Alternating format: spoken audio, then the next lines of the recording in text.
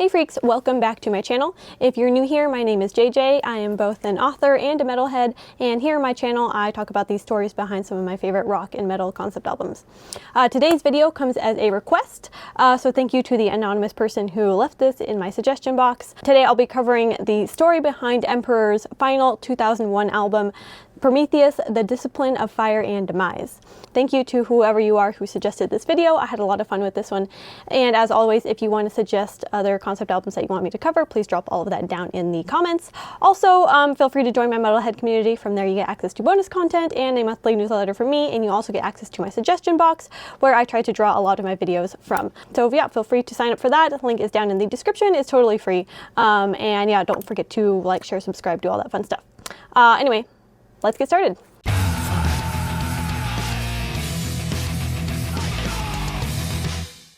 Okay, so I have to admit, I really don't listen to a whole lot of black metal. It's just not really my metal subgenre that I listen to a lot of. So I was kind of hesitant going into this one because I had listened to Emperor like here and there, but I didn't really remember any of their music. So I was like, oh, okay, I hope this isn't going to be like one of those black metal albums that I really don't care for. But I loved this album. Yeah, I've been listening to it kind of on repeat the last couple weeks. And yeah, I really enjoy it. It doesn't really feel super black metal-y to me, if that makes any sense. It feels more of just like a really good like death metal album, and it's a little bit like progressive in some areas. But yeah, I can get down with this album, so I'm excited to talk about it. So some background information that you should know. The main character of this story is, of course, Prometheus, like you would expect. And if you're not as familiar with Greek mythology, like I wasn't, I had to look all of this information up. But Prometheus is one of the Olympians in Greek mythology, and he is one of the gods who created humans by molding them out of mud. Well, you know, depending on which Greek mythology story that we're going with, because there's multiple versions of the, you know, creation of humans. But he is said to be one of the creators of humans, and then Athena, I think, breathed life into these mud humans and made them people. But anyway, getting off track here. Prometheus loved humanity, as he was one of the people who created them, and he eventually decided to steal fire from the Olympians and bring it down to Earth and give it to man. Of course, after Prometheus stole the fire, he was caught, and Zeus punished him by imprisoning him in the Caucasus Mountains, chained to a rock where he would, day after day, get his liver eaten by an eagle. So, you know, his liver would get eaten by the eagle, it would regrow overnight, and the next day it would get eaten over and over again for the rest of eternity. So that is all like the kind of Greek mythology background information that you kind of need to know going into this story. And that portion of the story is like the true Greek myths. Moving forward with the rest of the story, it is just my interpretation of the story. This is not backed up by any like real Greek myths. This is just using that background information and my interpretation of the lyrics, as there isn't any like official explanation of the story behind this concept album. So I kind of put my writer brain to work to fill in some of the blanks in this story and, you know, kind of the more cryptic sections of the lyrics. So here we go. Starting off with track 1, Eruption. So here we meet our main character, Prometheus, of course, who has been locked away in this mountain, you know, being tortured for eternity. And, you know, centuries go by and he's going completely mad, and he sort of begins to receive these like visions of the future and visions of the outside world outside of his mountain prison. And he learns that the humans have spread the gift of fire throughout the world. He's like, okay, cool, that's what I wanted. And they have used it for warmth and to cook food and to, you know, forge tools and everything, and also to eventually forge weapons as well. So Prometheus's gift of fire can kind of be seen as like the impetus for the rise of civilization, as well as the eventual fall of civilization. So this next vision that Prometheus sees is actually far into the future, and he sees himself finally breaking free of his prison. He is able to break out of the mountain, but in so doing, he causes this great mountain to erupt, and as he emerges from his eternal prison, he kind of walks through, you know, the ashes of fallen kingdom after fallen kingdom, and, you know, he's like kind of thinking to himself, like, where are all the people, you know, all these humans that I sacrificed so much for to create and to give fire to, and all these people that I've suffered for. So he comes to realize that his freedom has come at the cost of causing the extinction of humans, as when he broke out of his mountain, he caused a great eruption that has annihilated all human life on the planet. That takes us to track 2, Depraved. And here we meet our secondary character, who is known as the Seeker or the Mystery.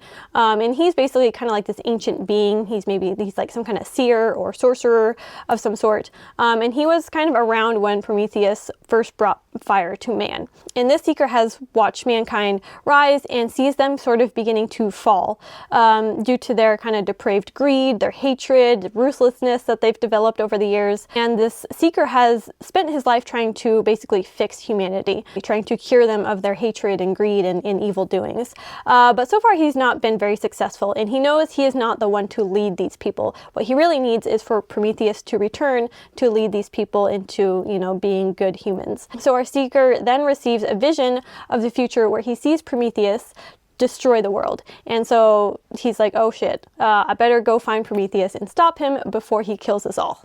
Next up, we have track 3, Empty. And so this track, we get to glimpse sort of what like the eons of torture have done to Prometheus.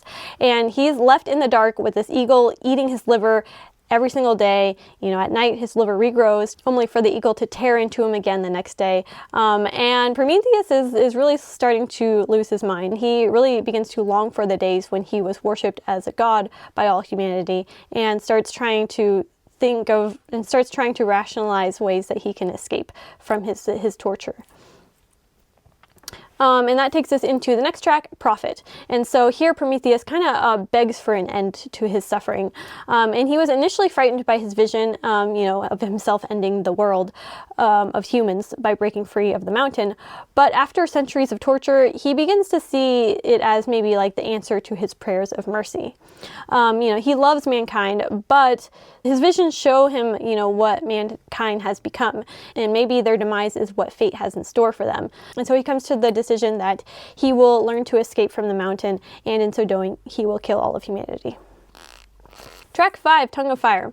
So Prometheus begins planning his escape. And so to do this, he must learn to harness the fire churning in the ground beneath his feet. And so he kind of begins working with his, magical fire-wielding powers. Here we cue the montage video of Prometheus learning to control the magma within the mountain. Track 6, In the Wordless Chamber. So Prometheus's growing ability to control the fire beneath the earth kind of unlocks this other power within his mind. And he feels his consciousness kind of like expand outward beyond the bounds of his prison. And his mind connects with a man, the Seeker from the earlier track. And the Seeker desperately wants to try to change Prometheus's mind about destroying the humans. And so the Seeker tries to explain to him, that there are still a few good people left in the world. Not all of humankind are like heartless bastards that deserve to be destroyed. And so Prometheus is kind of astonished by this revelation. He thought that all humans were corrupted and evil. And he starts to begin to, think that maybe humanity isn't damned after all. Track 7, Gray. So here the Seeker explains how Prometheus, their god on Earth, after he was locked away by Zeus, the humans began to grow a little bit lost with no deity to guide them. So this kind of softens Prometheus's heart towards humans, and it kind of makes him want to become their god again. He wants to be their leader once more. And the Seeker asks for more time to try and fix humanity. He feels like he can do it, but he just needs more time. But of course, more time means that Prometheus will have to suffer another day and another day and another day of constant torture. So Prometheus is kind of torn between gaining his freedom and enduring another day after another day after another day to give the Seeker more time to cure humanity of their wickedness. Track 8, He Who Sought the Fire.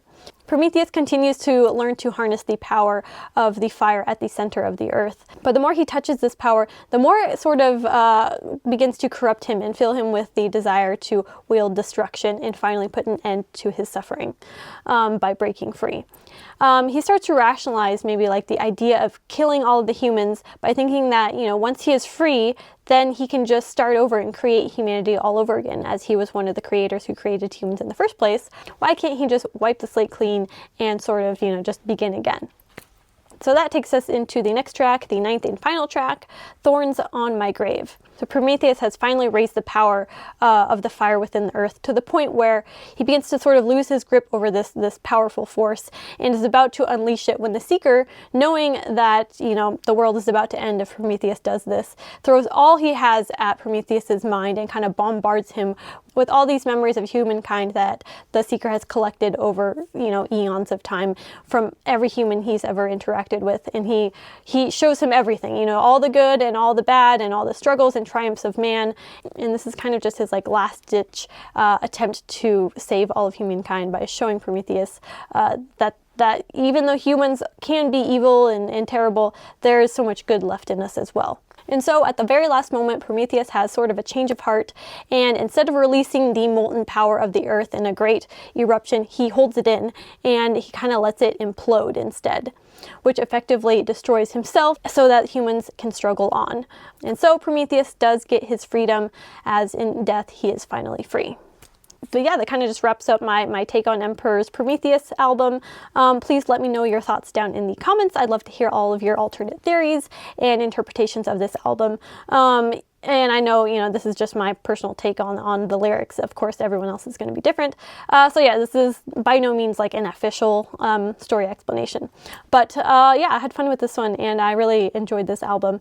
I do know that Ihsahn, if that's how you say his name, wrote almost all of this album, if not the entire album, by himself. And being that this was Emperor's final album, I think Prometheus's story might closely relate to Ihsahn's feelings about the band at the time. But again, I'm kind of like newer to this band, so I don't really know all the details about them. So please let me know more details down in the comments if you have thoughts about what his thought process was, where his head was when he wrote this album, and how his story can kind of relate to Prometheus's story as well. Anyway, thank you guys so much for watching this video. Make sure you like, share, subscribe, do all of that. It really helps with the YouTube algorithms and stuff. And don't forget to join my Metalhead community. Link is down in the description. It's free. You get all the stuff I mentioned earlier and in all of my other videos. I get really tired of saying it. But yeah, join it. It's fun on there. Anyway, thank you freaks so much for watching. Till next time.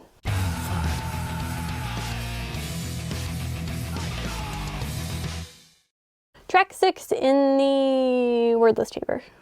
Wow, that was weird. Why am I weird, you guys?